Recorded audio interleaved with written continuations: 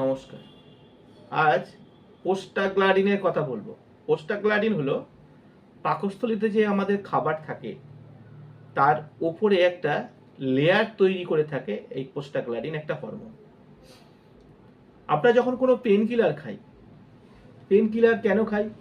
যদি কোনো জায়গায় ব্যথা হয়, ধরুন মাথার যন্ত্রণা হচ্ছে, আমরা একটা পেন কিলার খেয়ে নিলাম।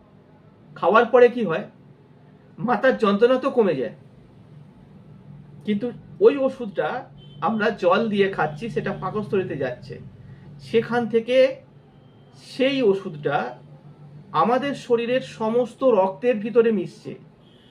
মাথার যন্ত্রণা তো ভালো হয়ে গেল, কিন্তু হাতে তো আমার যন্ত্রণা হচ্ছিল না, কিন্তু সেই ওষুধটা তো হাতেও গেছে, তাহলে হাতটা ঝিনঝিন করছে। সেই ওষুধটা তো পায়েতেও গেছে, পাটা ঝিনঝিন করছে। সেই ওষুধটা তো পাকস্থলীতেও গেছে। তখন সমস্যা কি হয়? ওই হরমোন ভেদ করে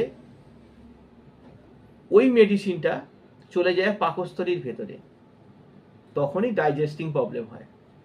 ওই জন্য পেন কিলার ওষুধ খেলে এবং কন্টিনিউ খেয়ে গেলে তার পেটের সমস্যা হয় এবং এবং সেই সমস্যা ভালো হয় না। কেন? যে হরমোনটা আস্তরণ করে থাকে সেই হরমোনটাকে ভেদ করে পেন কিলার চলে যায় পাকস্থলীর ভিতর।